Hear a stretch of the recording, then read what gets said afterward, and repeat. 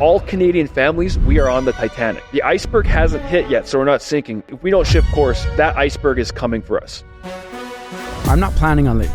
I'm fighting. We want to make this country incredibly great. We begin to see that it really isn't about diversity. It is about punishing the people who perform beyond the mean. For people who don't care, where do you see Canada going? Oh, it's catastrophic. It is that bad.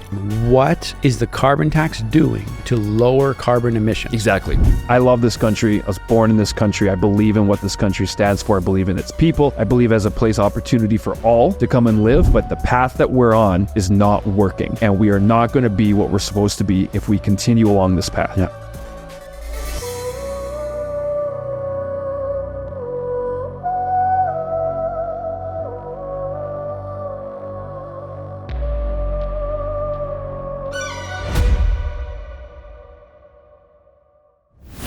Hey, well, welcome to the Citizen Podcast, everybody. Great to have you. Welcome. Jeremy, how you doing? Doing good? Handling the snow? Yeah. Good. Yeah, I'm glad I you are. was kind of looking forward to it. With when you got a truck, it's a little more fun. It is a lot Used to have more a little Toyota Matrix. Calgary got hit. Hard. It was almost too good to be true how great our fall / early winter, even if technically it's not, has been. Yeah. And then winter showed up fast and furious. Yeah. 8 or 10 inches, I think we got, hey? Overnight. Overnight. It was intense. It's been fun. But welcome you guys to the podcast. Welcome to the show, wherever you're watching, whether it's on YouTube, whether it's through social clips, whether it's through a podcast or on TV. Great to have you guys. As you know, Jeremy and I are going to chat through some things that are on our mind regarding our great nation of Canada. Lots going on, especially in the wake of the election results that happened in the U.S. President Donald Trump, who will become the 47th president. And I have noticed that there's already been a shift in the world's dynamics of different leaders of countries who are in war stating, I'm interested in stopping this war out of nowhere. Hamas is interested in ceasefires. Yeah. All of a sudden, you've got a lot of shifts going on, including a shift that's coming in our country of Canada. There'll be many because what Donald Trump stands for, I think it's maybe shaking some people's boots. Sure but it is, yeah. Our Prime Minister, Justin Trudeau, put out a video. We want to talk about the immigration issue that's happening in Canada again, because our current government, the Liberals, have, and Justin Trudeau, put out a video that is essentially crawling back their last 9 years of immigration policy. Yeah. So let's talk about that. Before we go there, I was thinking, you know what I thought we should do with the Titanic? What's that? Is have it in the position that our country is currently at. Wait, that's the back. Do we go like good, bad, we're still better, headed directly towards it? hot, cold? Or where do you think we're at? Like we're kind of veering away slightly, or what do you think? We're about to sink and crash. Icebergs. Still, the election will determine. Yeah, we're close. What happens. We're close. We can still steer. That gap represents. There you go. 100 miles or something. That's what we'll do. There's still life ahead. We're headed towards it, but there's still time. Yeah, after the election is reversed and you have the iceberg behind it. That's solid. This representation of the state we're in. I like it. Okay, let's just get the show framed up by a video that was put out by Prime Minister Justin Trudeau and the Liberal Party. We reacted a while ago to another video that they did regarding capital gains and other stuff like that. So it's a very similar video. He is walking into frame. I just want to point that out. That artistic flair is still there of him walking into a seat. But here we go, just to frame our conversation. Immigration. Let's talk about it. In the last 2 years, our population has grown really fast, like baby boom fast. Pause it for a second. Increasingly we're bad actors. We're 7 seconds in, dude. Pause it. Why did it grow baby boomer fast? Yeah. Because it's of your grown policy. fast. It's grown really fast. We're shocked. Because we basically don't have an immigration policy. It is doors are open. Yeah. You know how the southern U.S. border has an open border? Well, we have been inviting people to come hang out here. Literally his text message, or not his text, Twitter. Yeah. Or X. From 2017 or 2018, right? Yeah. Calling all people to come into, that you're referring to? Yeah. Yeah, we're going to, we'll try to get through this, guys. 7 seconds. We'll try to beat that. I just had to point and the quirky music in the background to make it like a lighthearted issue. Like it's like, we stumbled into this problem, guys. We have to fix it. But yeah, exactly. It should be ominous music of I have had horrible policies for 9 years. and I really want to change them so I can get reelected into office. Yeah, you're totally right. I'm fighting off a sneeze here. Do it. Look in the sun. Look in the lights. The sun. Through the... Oh, it's there. I'm going to try and fight through it. That's the worst. But you know what I try to do, though, is I try to put myself in the shoes of the PR of his team. Yeah. And then put yourself in the position of PM. Okay? You know what I mean? And then you can sympathize. That's really hard to do because it is hard to do. You think like you. No, I know, but what I'm trying to say is if you put yourself, and this goes to anyone at home, put yourself in the PM's shoes. He's always trying to play the political game, as any politician is. Mm-hmm. He's trying to get reelected. He's trying to save face. So how would you do it if you wanted to? That's what this video is. It's a PR move to relate and kind of sugarcoat and to gently respond to it. And then what I'm seeing from and I know we haven't even really seen the content of it. What I'm seeing from the liberal news agencies is they're going, yeah, this is fantastic. Sounds good. It's perfect. But that's the view I try to watch these videos on, going, okay, what would I do if I was him? Yeah, if I does it make you empathetic or? It kind of, to me, it exposes what's actually trying to happen. That's the point I'm trying to make. I see what you're getting. Okay, interesting. Okay, let's put on our Prime Minister shoes on right now. In my Prime Minister fancy socks. Wait, we got to open all the doors. There we go. Press all the doors and unlock all the locks. We've been in the show for like 7 minutes. We watched 7 seconds of this video. Here we go. Colleges and big chain corporations have been exploiting our immigration system for their own interests. So we're doing something major. We're reducing the numbers of immigrants that will come to Canada for the next 3 years. Today, I'm going to let you in on what happened, where we made some mistakes, and why we're taking this big turn. There are 2 kinds of immigration in Canada. The one you probably think of most is permanent immigration, like when families come to Canada to settle and call it home. Every year, the government determines the right number of permanent residents that we want. Should we skip ahead from the education on decades? No, I think stick it out here. Only talks about permanent immigration misses the other pathway, temporary immigration. Temporary residents are people who come to Canada for a limited time. Pausing. So just so we're aware when it comes to temporary immigration, we've talked about that in the past too, but Canada really does not have a system in place or a good system in place if those temporary residents stick around. Yeah. We don't. No, not at all. So that's an issue, and I don't know where he's going with this. So anything else you want to add so far? No, I think you're right.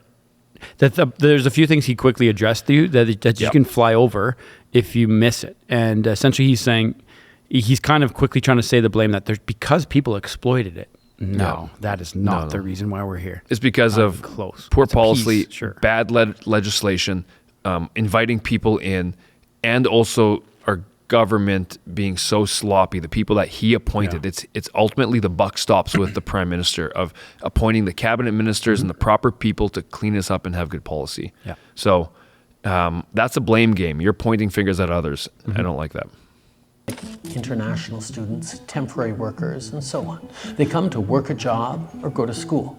When the job is done or when they finish their degree, most return home. Some apply to stay as permanent residents, but most return home. So back to this year's plan. Historically, Canada. So there's another interesting thing about those people who are temporary residents that come here.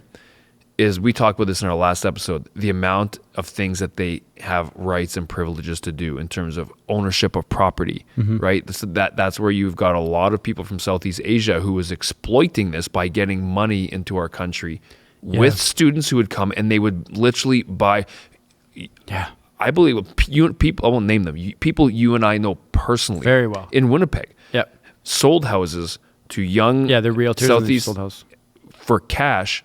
And no one goes in there. Cash. Just like some of the houses he was telling us about are $850,000 plus. Yeah. And these students come in paying cash for them, and they're almost $1 million home. So the problem with this, you guys, like, good on that student and his family for trying to find ways to get their cash. But they're not even a resident. They're not permanent at all. That's the problem with the Canadian side of it, is that this has contributed to a lot of the housing issues that we have. We've got surge in prices, especially in Vancouver and Toronto, where this is a huge issue, bigger obviously than Winnipeg. So there's a lot of loopholes within these that are being glazed over. annual immigration plan just looked at permanent residents. The number of temporary students and workers that we admitted each year was left to the demands of the economy. It was usually a small proportion of our population, so it's never been a part of the long-term immigration plan. But after the pandemic, our economy came roaring back quickly, and we needed a lot of workers. Let's define our economy coming roaring. I can't even take that one seriously. Are you kidding me? No, I know. It's ridiculous. Okay, we have got a record high amount of capital leaving our country, going to other places. You've got major world investors around the world saying Canada has not been an interesting place to invest in for 7 to 8 years because it is brutal. We give away so much money to every other country. We aren't focusing on ourselves. We're capping our own resources. We don't even supply the East with the resources we get out of the West. There are so many issues with our economy. Totally. That's just a straight false statement, I'll say. Hit play here for the next thing because I want to respond to the response here. Sorry, also right now, Canadian dollar has just hit a low in the last couple of days. Low. Yeah, record low. And compared to our roaring economy coming back, the Canadian dollar should be getting stronger comparatively to the US dollar. Mm-hmm. The opposite is happening. Yeah. Our buying power is getting less. Why? Because of tax, because of all the taxes, carbon tax, all this other stuff. When we go to the States, guess what? Your dollar is approaching. It's like at 60, what was it, 68? Yeah, 68 or 69 cents. There's a lot of guys, Martin Peltier, who we've had on the show before, is predicting we're going to see 60-cent dollar before the election. Holy smokes. That's what those guys, then they're hedging heavy by buying U.S. currency. Anyways, another false statement. Yeah, I want to see this response from the news here. Watch. Canada is in the middle of a huge labor shortage. Temporary foreign workers became such a significant... So that labor shortage she's talking to, guess why people didn't return to work? You know what I mean? When COVID ended and things opened up, there was still billions of dollars being handed out weekly. Yeah. I knew many people who were taking, what was this? It was called CERB, right? Yeah. I don't remember what it stood for, but relief benefit. Paul, can you text us or Andrew put on something the screen? Relief benefit. Yeah. And it was a lot of money. Yeah. And so there were so many people that took advantage of it. And then remember they said they were going to investigate it. Yep. And people were being paid to stay at home. No wonder we had a huge shortage of labor. We still had the same population and the same jobs before COVID happened. Yep. And we didn't they just weren't returning to work. We were incentivizing them to stay home. And so when we have this labor shortage, the only solution that they see is to bring in immigrants. Yep. It's like, no, we have the people here. And then the other thing to do with the CERB was that they said they were going to investigate it, remember, and they abandoned that. Yes, I know. And there's people that got handouts that... So many people. Yeah, the Canadian Emergency Response Benefit. There was government employees apparently taking it that were still guaranteed their income. Yeah, there's... crazy. And that continues to this day in terms of labor issues. Yeah. Right? We do have that throughout, but... Yeah. Okay. Significant part of our workforce that it'd be a mistake not to include them when we plan our immigration levels. So this year, we did exactly that for the first time. We laid out a plan that sets targets for both permanent and temporary residents. This way, we're getting the full breakdown of people coming into our country so we can prepare the homes and infrastructure needed to support them. Would have been sweet if this happened in 2015. Yeah. Is based on demand. When we set our targets, we look at every province and territory. We ask the premiers, what are the gaps in your workforce? That's not true. Well, maybe you ask, but they're sending people all across. Businesses, CEOs, economic experts, all sharing their thoughts on where we should set our targets. We've had a chronic shortage of labor for the last decade. It is the number one issue of all manufacturers across Canada. So we think there needs to be more, push the pedal to the floor to bring more people into Canada because... Several reasons for chronic shortage of labor. If you want to retain a strong labor force in your country, you want to incentivize people and show them, guess what? You can prosper here. Whether you're a mechanic or whether you're going into studies and you're going to be a teacher, whether you're going to be in oil and gas or whether you're going to go into trades or whatever it might be, you're going to go into finance, you should be able to prosper in our country. When you feel like you can't, guess what? Yeah. People leave. Yeah. We've got a ton of people leaving to go to the States, which is much more economically advantageous for them to live with their family, provide. So that also contributes majorly to a labor shortage, not to mention, there's a whole bunch of other issues we get into, but for sure. Should keep going? Yeah. Ontario was facing a generational labor shortage. 380,000 jobs are going unfilled. It's no surprise that every sector has different wants and needs when it comes to immigration. But after the pandemic, they all came to us with the same message.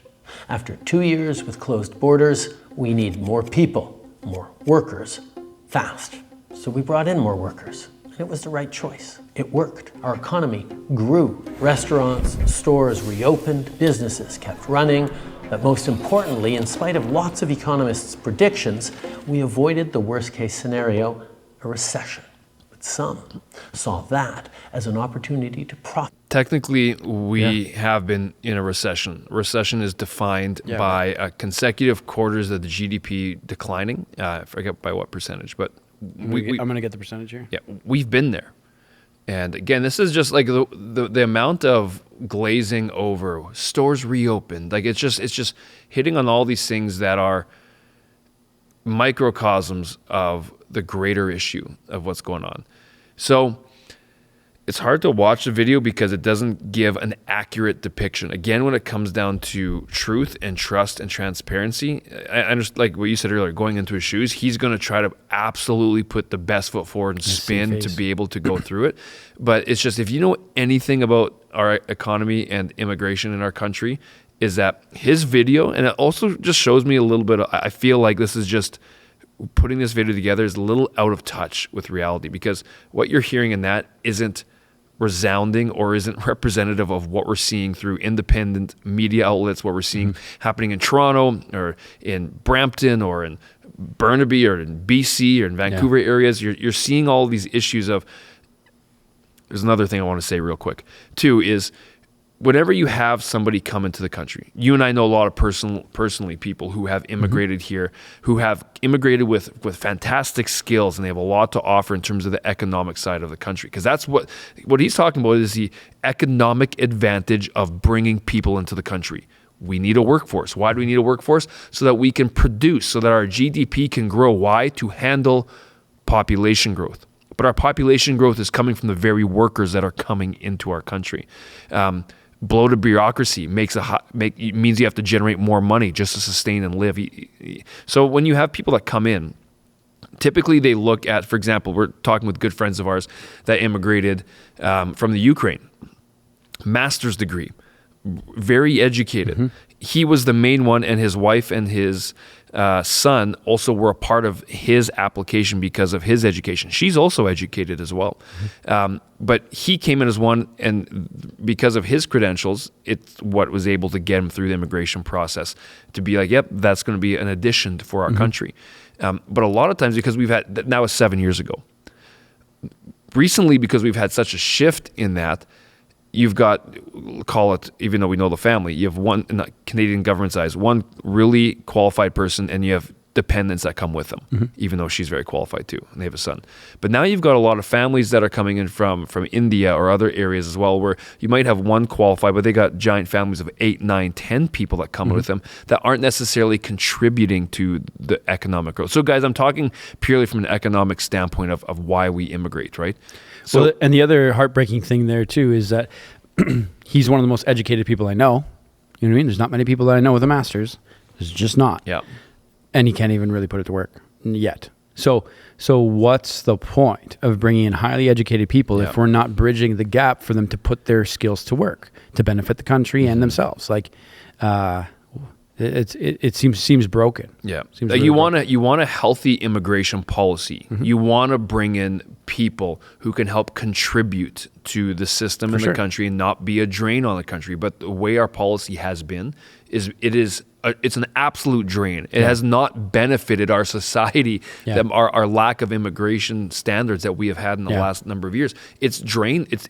We see it everywhere. Totally. You see it in the cost of living. You see it in housing. You see it in the issues of protests that are now in the streets, that is burning Canadian flags, or recently the Khalistani movement, which is calling for the killing of Prime Minister Modi in India and burning their flags. And you have all these issues like it is becoming a cultural mess as well in our country, right? Which does not bode well. So anyways. Well, and here's the definition of, it's a significant decline in economic activity across an economy lasting an extended period, usually 2 consecutive quarters, which we've had. Yes. Oh, We've yeah. had multiple. Yeah. So technically we are in a recession. So I don't know if he doesn't know the definition and he's denying it, not sure. Or maybe it's a better PR move. I don't know. But we're having the same experience as a recession where people aren't able to get great jobs. We can't afford homes. We can't afford food. What about this is not a recession? I don't If you're listening right now and if you know the exact percentage of the decline of GDP, I think it's GDP, right? Mm-hmm. You've mentioned, or if we're slightly off on that, let us know in the comments. Thank you guys for following and watching on YouTube, Instagram, and all that. But let us know what you think. We're about 3 minutes through this 6-minute video. Keep rocking. Another 30 to 40 seconds, and then I have a response video as well I want to show. To game the system. We've seen way too many large corporations doing this. The government says the program has been used to get around hiring Canadian workers in some instances. Far too many colleges and universities used international students to raise their bottom line. There are the diploma equivalent of puppy mills that are just churning out diplomas. There is fraud and abuse, and it needs to end. Because they could charge these students tens of thousands of dollars more for the same degree. And then there are really bad actors who outright exploit people, who target vulnerable immigrants with promises of jobs, diplomas, and easy pathways to citizenship, promises that would never come true.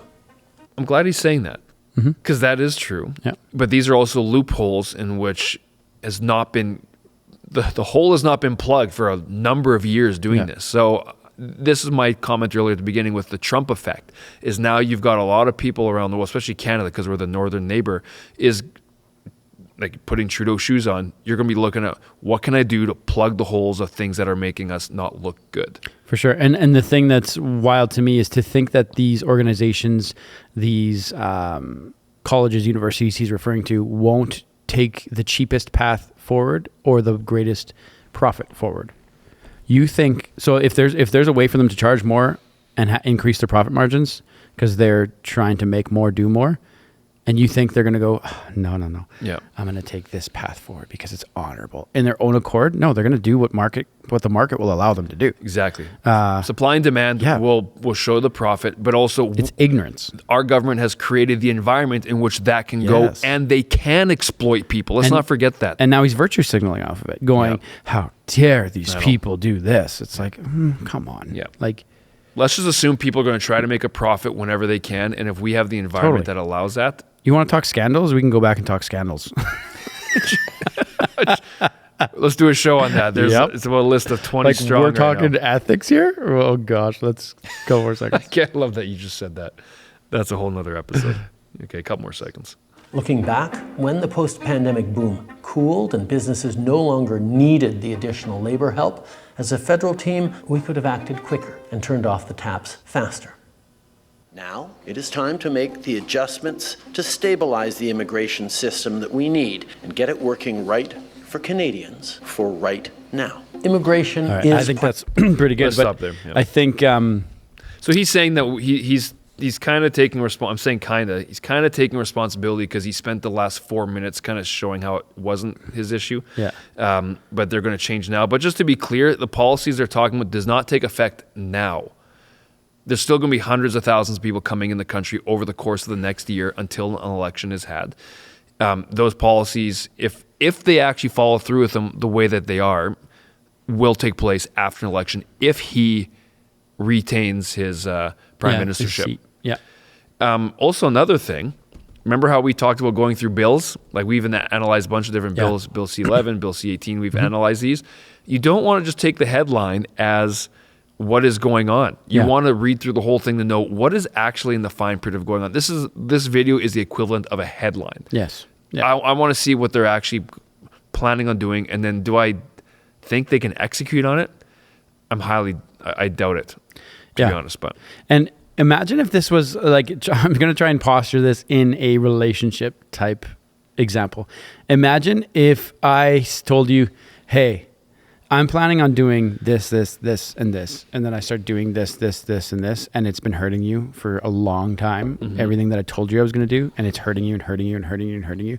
And then all of a sudden I sit down in front of you and I go, look, I've made some mistakes and I'm going to turn off the taps. And I'm going to stop doing what I said I would do. You'd be like, who are you? Like, what I can't trust you. Like, you'd be like, what are you doing? Like, and so that's the way I kind of view this, is like, imagine if someone did that in their relationships or their marriage and someone tried to apologize like this. We're going to turn off the taps and we're going to stop. And we made some mistakes. You'd just be like, I can't trust you anymore, man. It's over. I don't believe you. I abused you and I beat this thing down, but I made a couple mistakes. Yeah. This is the difference, you guys, all the citizens listening. This is the difference between judging his intentions and judging his track record. Yes. We can't judge each other's intentions. I can't judge. I can assume, and if I want to play that game, you're just going to be it's like a circus to go there. You don't want to go there.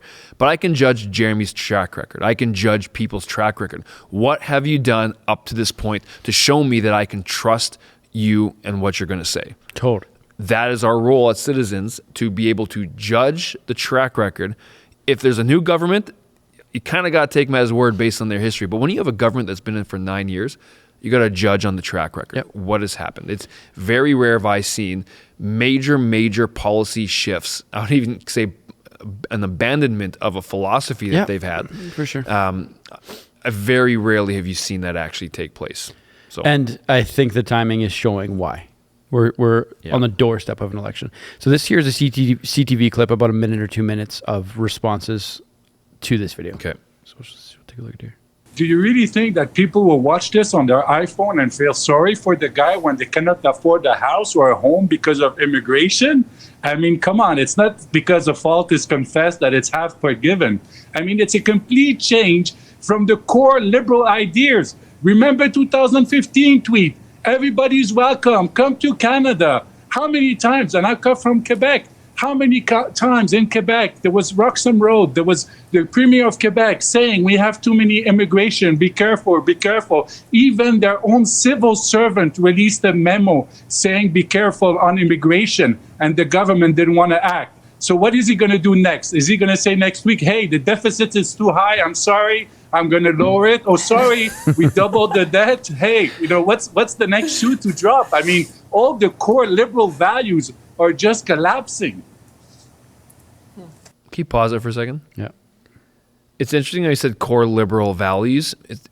I'd love to do a whole show on this idea because when he says that, I'm going to slightly correct him by saying he's referring to the Liberal Party. Yeah. Because the values and the philosophy that Justin Trudeau, he's not a true liberal, like a traditional liberal of, you look at guys like Jean Chrétien, you look at other guys who were liberal prime ministers.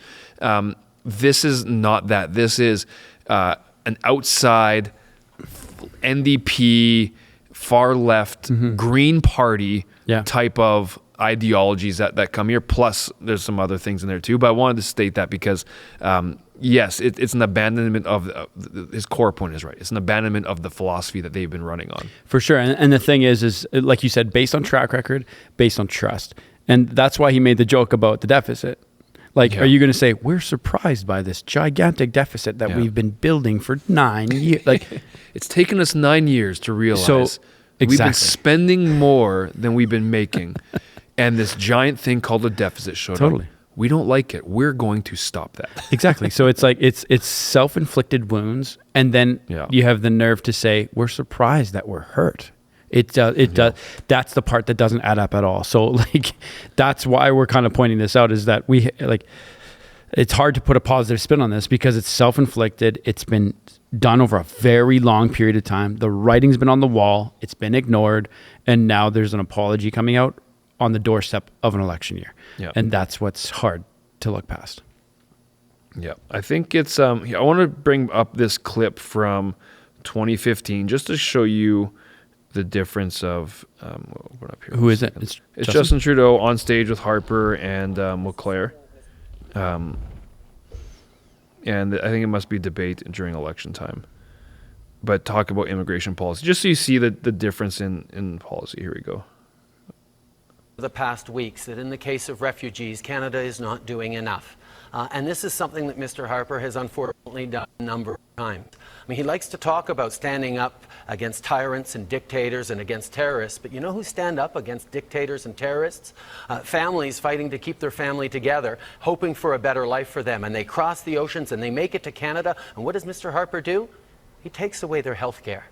The fact is, we need to once again be a country that is open and welcoming. Yes, we need to be concerned about security, but we don't take that as the excuse to close our doors. In years past, whether it was Joe Clark, a conservative prime minister who brought in tens of thousands of Vietnamese boat people, whether it was other governments who welcomed in people, who built, who contributed to this country, we need to once again be the open, generous country, not naive, making sure we're doing security right, but not using it as an excuse to do less than we should, than the vast majority of Canadians, including mayors and premiers, feel we should. Mr. Harper, let's try and bring it back to the economy. Yeah, let me just correct the record on a couple of things. Refugees are about the economy, David. Trudeau said about refugees. First of all, the fact of the matter is...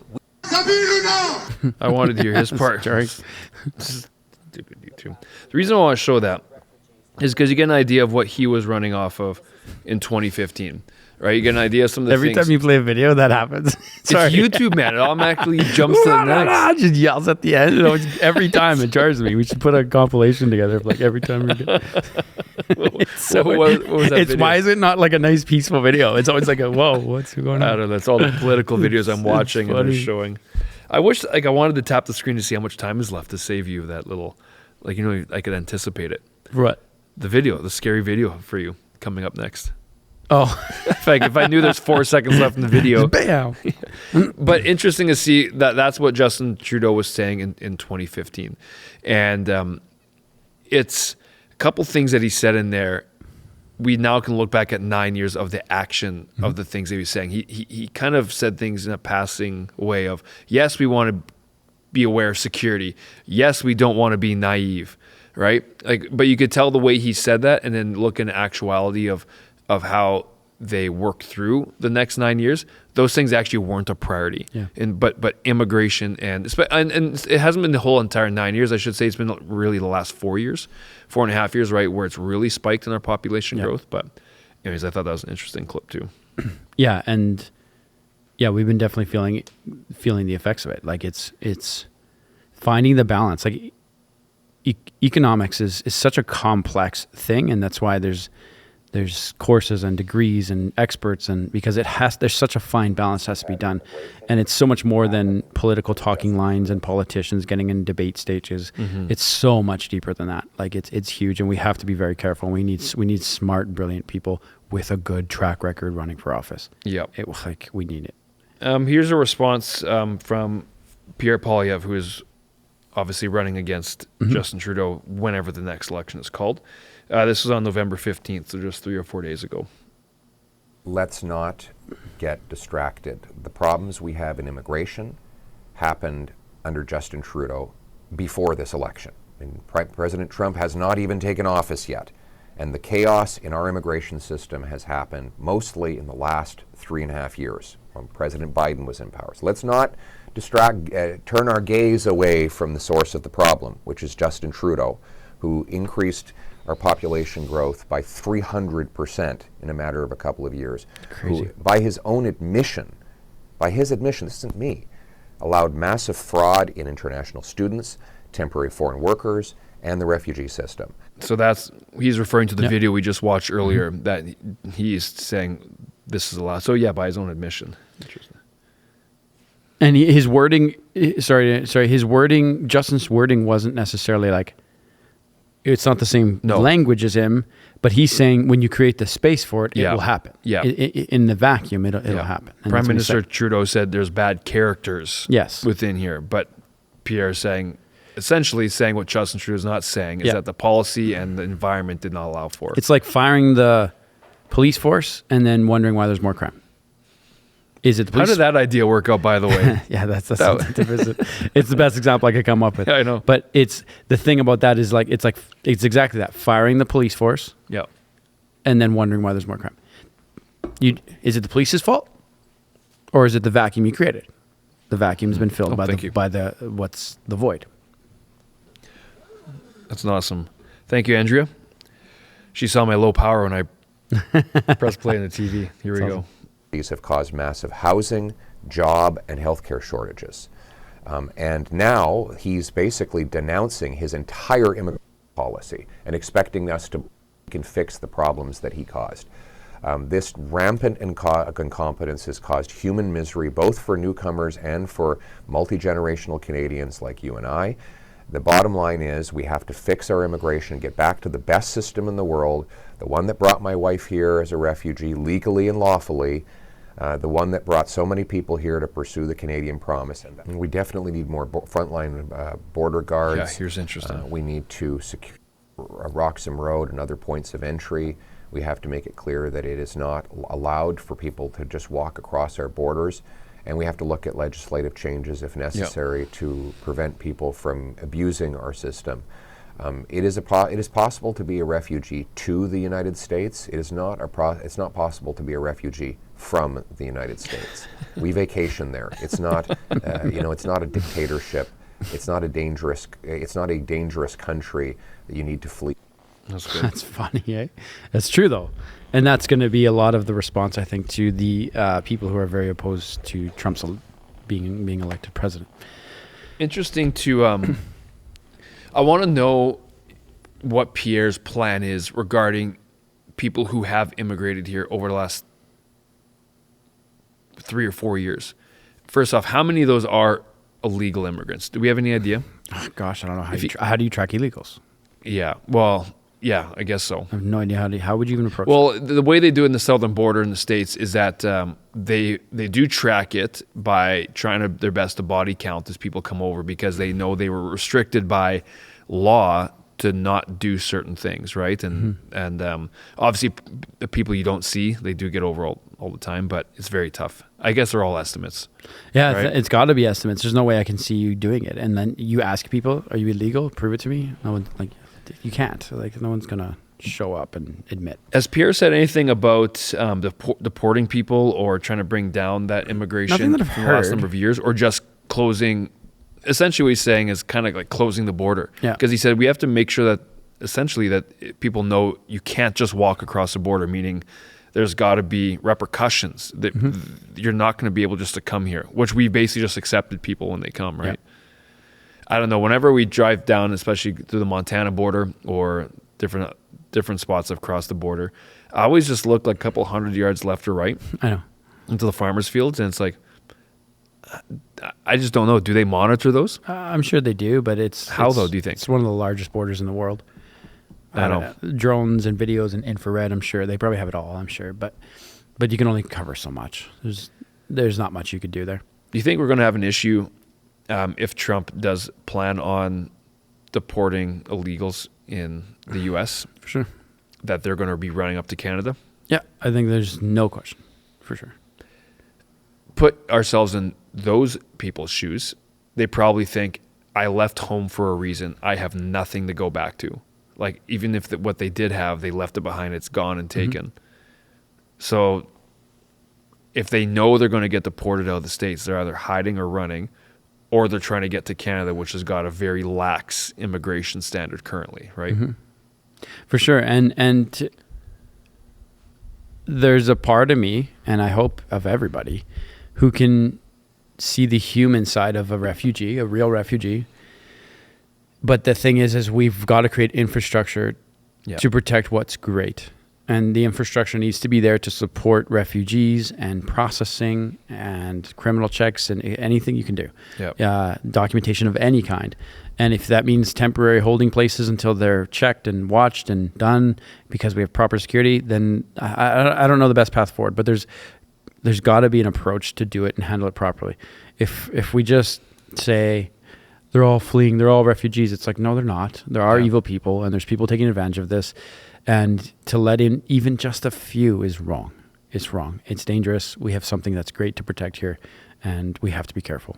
Well, I think the heart behind what you're saying too is we obviously want to help people, but you have to bring that to practical terms. We can't help the entire world. You want to, but you can't. If we tried to, it would be at our own demise.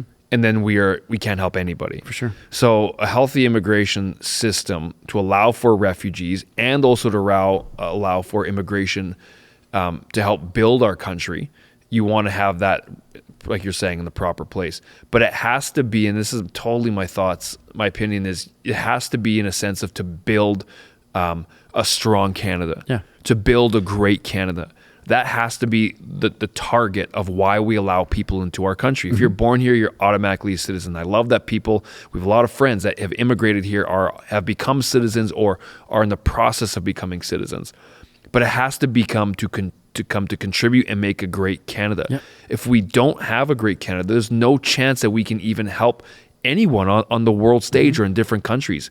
And I think this philosophy that our Prime Minister has, I do think it's backwards in the sense of he has not had a nationalistic viewpoint. It has been a worldwide viewpoint. Look at how much countless money we have given over to Ukraine. So much more. How much money we have given to many different countries regarding things that, to be honest, do not concern Canadian citizens. Yeah. We've got ballooning debt, we have ballooning government, we've got housing issues, we've got food costs rising, we've got immigration issues, and it's this idea of and it's this philosophy he's chosen of more so being outwardly focused on the world stage. Let's unite the world together to come together and be one, as opposed to making a strong nationalistic Canada. And that's what Trump has really been about, is he is extremely nationalistic in making U.S. strong. Yeah. Why does he throw around the word tariffs all the time? Because he wants to create a place where American manufacturing grows, where they develop and build. Instead of overseas. Yeah. And there's pros and cons that comes with that. And he's not eliminating trade, but when you have a strong home base, it allows you to actually go. It's the same principle for our lives. Mm-hmm. If all you did, Jared, is focus on your friends and people around you and people on the street that you could help, and you ignored your kids, ignored your wife, ignored your own personal home, well, eventually you're going to stop being able to contribute to people around you. For sure. You're going to wipe yourself out. I just went through a financial course and was watching this thing, and one of the things he said at the very end of his video was, you want to make a difference and you want to bless people, get rich. Get rich. So that you can be blessed to be a blessing. Totally. And so many people, like you, in the name of being a good steward and being loving and caring for people, if you overdo it, you won't help anyone. You may be one or two, but you won't make a big difference. Some of the wealthiest people I know help the most people. Yeah. They make an incredible impact, and that's the goal. Yeah, it ultimately is. And you can apply that to our country. For sure. You want to help people? Have a wealthy country. Yeah, we have to be careful. Have a country that produces wealth, that produces a high standard of living, that produces great medical care, that raises the length and standard of life that people have. That is what you do. So I'm advocating. I'm being very strong about advocating, having a very strong nationalistic view of making a great country. Because the reason I'm saying that, there's been a lot of people, especially on the left and in the last 20 years under critical theory, that think the idea of nationalism, they think of someone like a Hitler, right? Where he was a very nationalistic person, strong Germany, but then he was also bent on world domination and driven by evil. But you can have a real strong nationalistic sense and still be good and still want to do good. And it depends on the leaders that you put in there. I'm just saying, the other philosophy of globalistic views does not work. I think it weakens. I think the best check and balance actually here's an interesting thought. Our best check and balance for a worldwide peace and harmony is strong countries, strong national countries that can keep each other in check. Right? Oh, you know what? You're going out of line there. What are you guys doing? Well, we're strong enough that we can keep you guys in check. And vice versa. And you have lots of people playing like that. But yeah, for sure. No, I think that's a great way to end it. Like gosh, it's a big deal. It's a huge issue that we must stay in touch with, and immigration is a huge part of who we are as Canada, and balance is absolutely everything. So where do I move the ship at the end of this episode? Do we go closer or a little? I think because Citizen did a great episode, so we helped there we go. Lengthen the amount of time further from the iceberg. And you know what helps more is if a citizen's watching, they like and they subscribe and they share. You can go to returnthereason.com to keep up with all of our stuff and our other guys that's under the Return the Reason banner. Do that. At Real Citizen, CTZN. Hey, let's challenge our people to do what you've challenged me to do. If you guys aren't using your phone throughout the day or your computer or something, I'm going to dare you guys to do this. put on the Citizen playlist on YouTube. Turn your volume down. Yeah, totally. After you watch the episode. Okay, so you've heard us talk once, and then just play it through.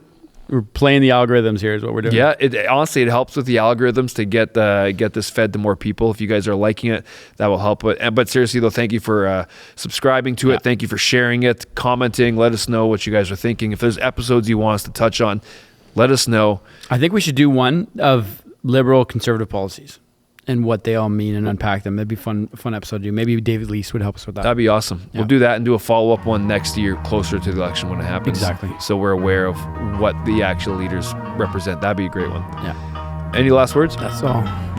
Show goes on. See you all next time.